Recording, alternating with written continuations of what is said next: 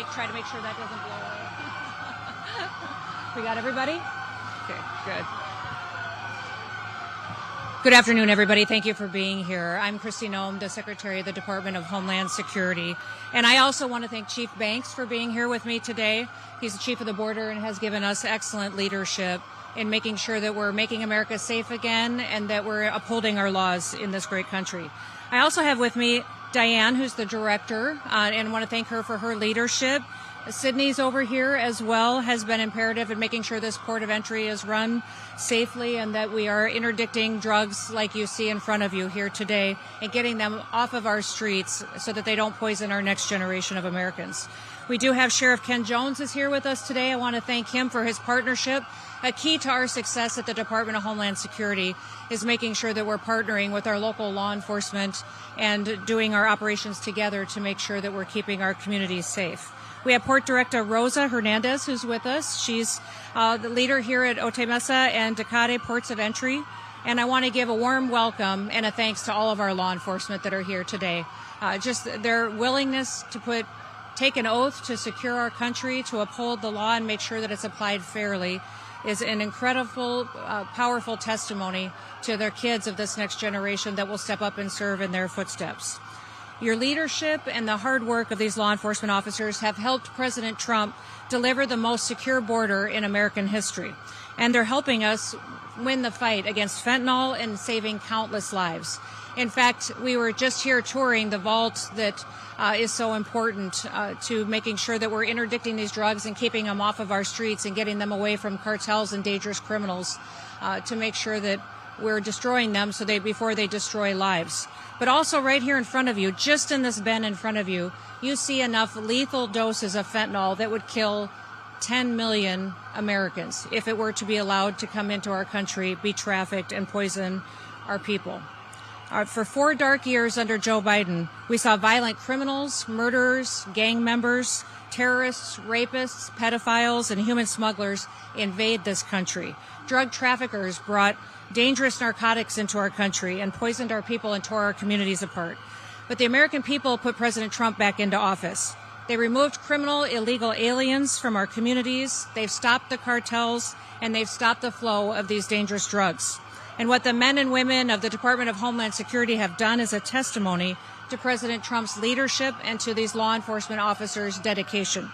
For 9 straight months, U.S. Border Patrol has released 0 illegal aliens into the United States. With fewer people that cross illegally, we make sure that our southern border apprehensions were much lower than during the Biden administration. In fact, 93% lower than during that administration.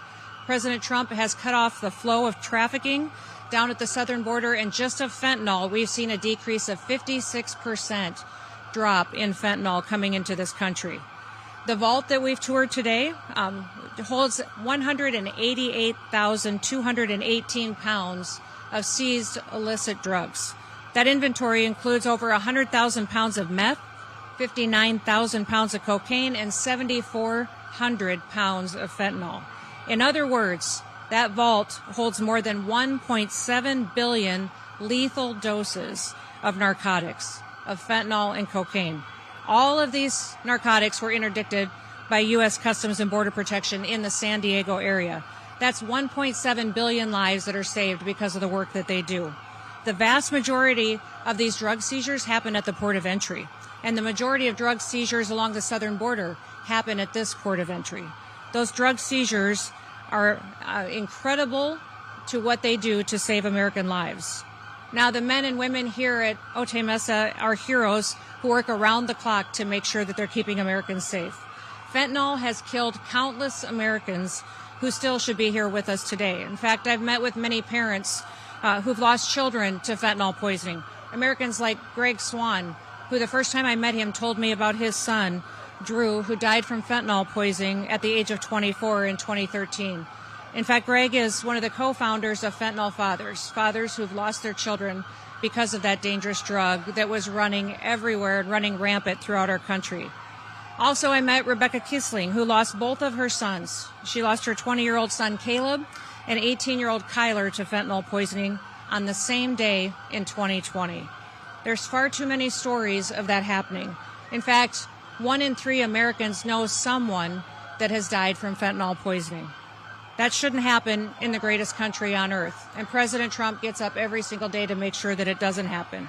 Thanks to him and to the men and women of CBP, we're winning the fight against fentanyl. Now, President Trump has called the cartels the ISIS of the Western Hemisphere, and he's right. The cartels traffic, they torture, they behead human beings, and they enrich themselves and profit off of American deaths. And that's why President Trump took action and designated them as foreign terrorist organizations on day one. Today, the men and women of the Department of Homeland Security are on the front lines of the fight against the cartels and the drugs poisoning our country. And we are winning. And while we stop threats from coming into our country, we can't forget about the ones that are already in our borders. Right now, in prisons and jails across California, ICE has lodged detainers on over 33,000 criminal illegal aliens. Instead of honoring these detainers against criminals who've trafficked drugs and committed crimes across the American people, Governor Newsom and California sanctuary policies have released over 4,500 criminal illegal aliens back onto the streets to create more victims and that will harm more Americans.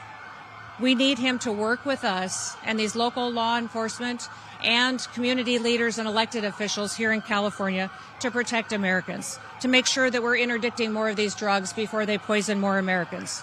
And we need them to work with us to help make sure that we're keeping our law enforcement safe. Our ICE officers and CBP officers are facing a 1,300% increase in assaults against them, a 3,200% increase in vehicular attacks against them, and an 8,000% increase in death threats against them. On January 23rd, an illegal alien here at the San Diego Sector Border Patrol attacked a law enforcement officer, hit him in the head with a rock, left him lacerated, bruised, and bleeding. He was hospitalized, but his assailant did escape. That attack was the 7th recorded assault on a Border Patrol agent in San Diego since October. Law enforcement officers take an oath.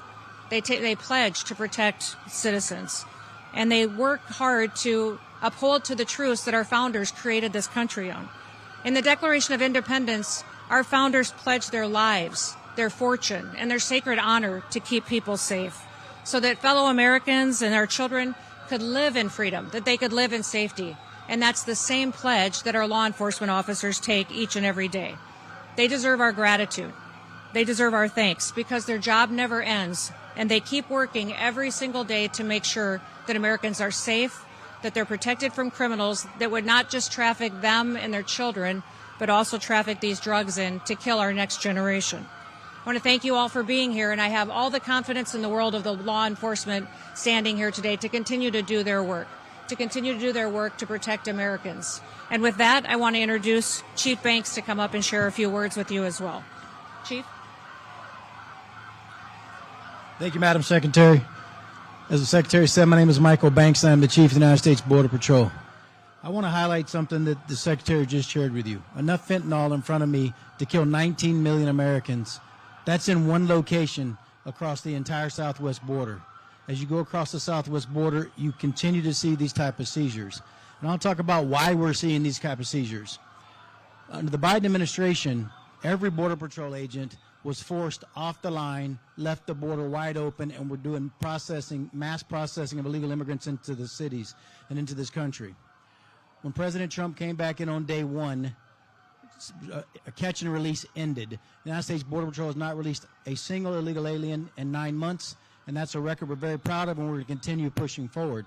But under the leadership of President Trump and Secretary Noem, we've been able to get the most secure border we've ever had in this country, and we're not done. We're going to keep pushing until it's 100% secure.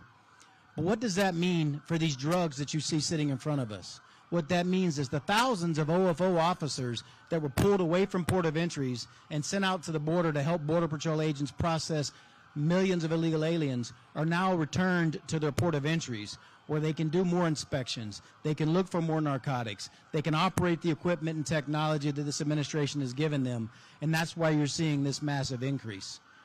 What you should be concerned about is how much narcotics got through in 4 years when we had little to no OFO officers down here able to do their job because they were forced to come out and process millions of illegal aliens and release them into the country alongside the Border Patrol.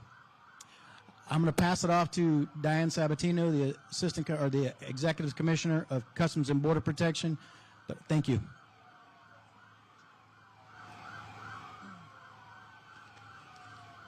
Good afternoon, really, and thank you, Secretary Noem, for being here with us today, and Chief Banks also for your great partnership in CBP.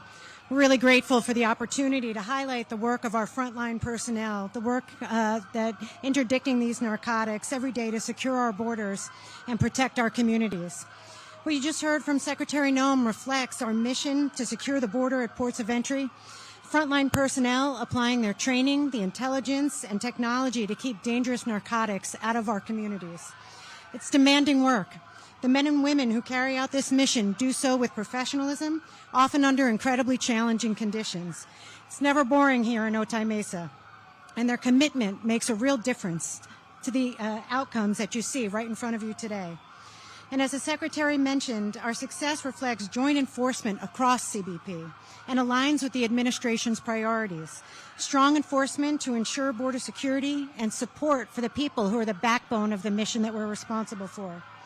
And the Office of Field Operations continues to work on key initiatives, including obtaining advanced information for shipments and travelers, modernizing processing systems, and investing in technology that allows us to operate effectively. All of these efforts really support our most valuable resource, which is our frontline personnel. That includes our CBP officers, our Border Patrol agents, our import specialists, and our agriculture specialists. And the One Big Beautiful Bill Act represents a generational investment in our border security mission. Funding from the Act is going to allow CBP to expand capabilities such as non-intrusive inspection technology and responsibly integrate artificial intelligence, machine learning into the work that we do.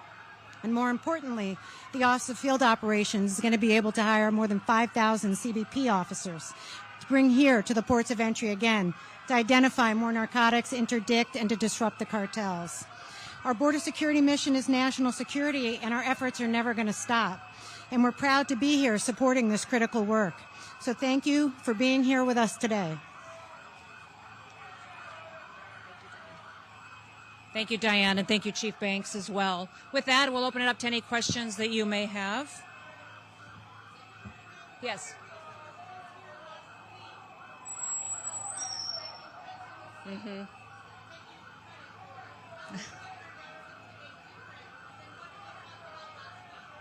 Well, what I would say is that we are extremely grateful for the partnership that we have with local law enforcement partners like the sheriff over here. He has been a fantastic partner with us in getting these drugs interdicted before they get onto our streets and kill Americans, and not just Californians. They would be trafficked all over the country. What I would say is I hope that Governor Newsom will partner with us more, that he would work with us to honor our detainers. You heard me earlier in my statement say that there's 33,000 people that are in California jails that have committed crimes against the American people. Before they are released back out onto our streets, give them to us so that if they're criminal, illegal aliens, we can return them back to their home countries so that there aren't any more victims in this country. We shouldn't be letting people stay in this country to commit more crimes when they haven't come here the right way. So many Americans fought to come here from other countries the right way and become citizens and believe in the freedoms and the liberties we stand for. I would invite Governor Newsom to partner with us to make sure that those criminals are removed and that we continue to keep our streets safe. Well, they're obviously expressing their First Amendment rights, and we welcome that. As long as they do so peacefully, I think it's a wonderful thing. Yes.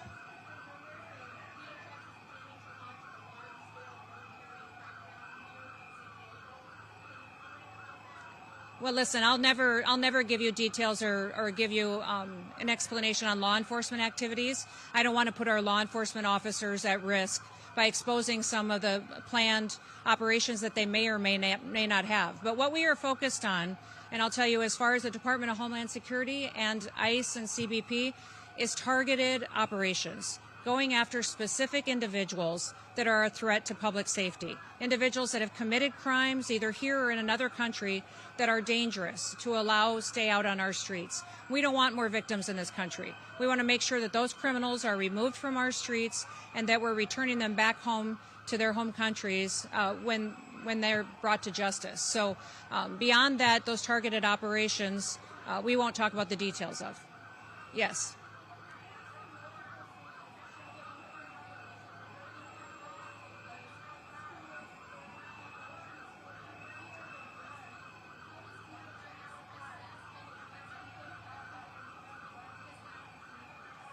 Are you talking about the economic impact?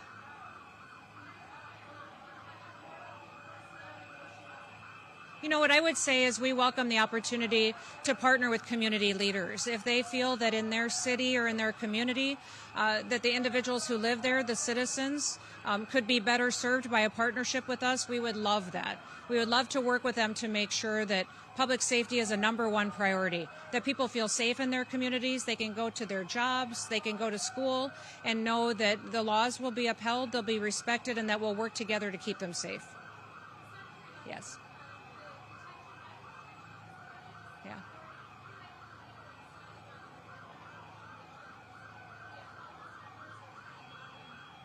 I think you're asking about detention facilities and the standards in it. Federal standards at our detention facilities are the highest that there are in this country. In fact, we have a higher level of status than many states or local communities have at their jails or detention centers. So we're proud of the fact that every single individual, when they come, that they're well taken care of, they receive food and medical care, and then we return them as quickly as they can back to their home countries if they are being held. The one thing I would point out is that every single individual that's in that detention facility is given the opportunity to go home to their home country. If they decide that day that they want to go home, we'll give them $2,600 and a plane ticket and take them back home. So it's their choice on if they want to stay there or not.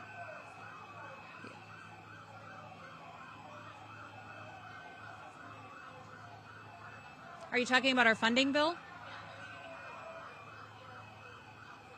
We're concerned about the Department of Homeland Security not being funded. In fact, I think it's the wrong message to send to the world at this point in time. When you think about it, every other portion of the federal government has been funded except Homeland Security. That's telling the rest of the world the Democrat Party doesn't think that protecting America is safe. It's the wrong message to send. They keep talking about the fact that they want ICE's operations to be impacted, but only 11% of that bill is ICE. The rest of it is FEMA, which is responsible for disaster response, for protecting our critical infrastructure.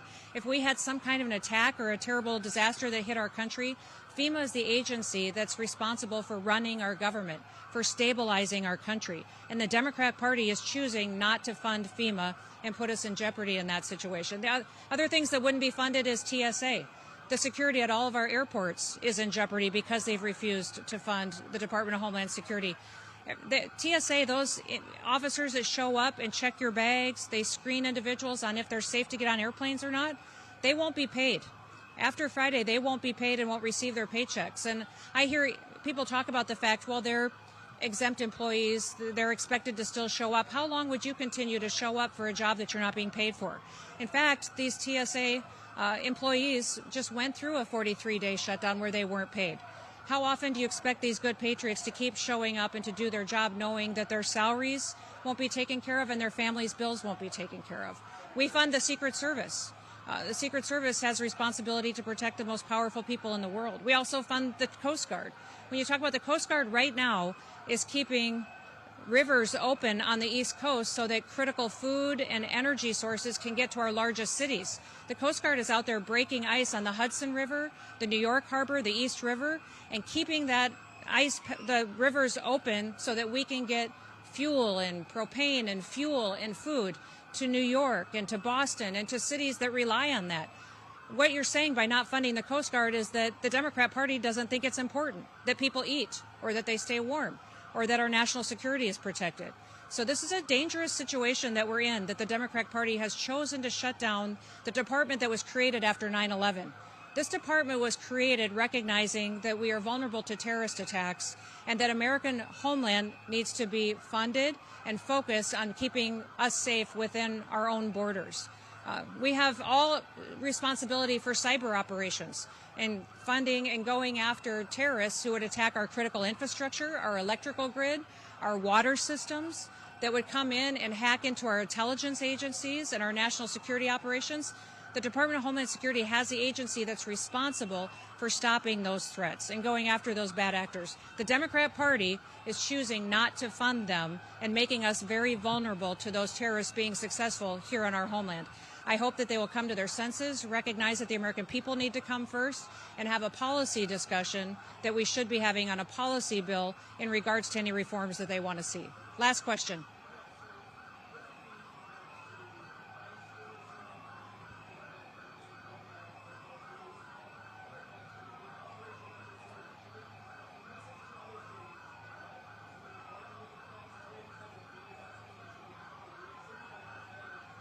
I heard you ask about Operation Metro Surge and CBP and ICE, and what was the 287G? Now we're still working on 287G agreements that would happen with local law enforcement, sheriff, city police. We would love to have that kind of an agreement with the Minneapolis Police Department or with sheriffs in Minnesota.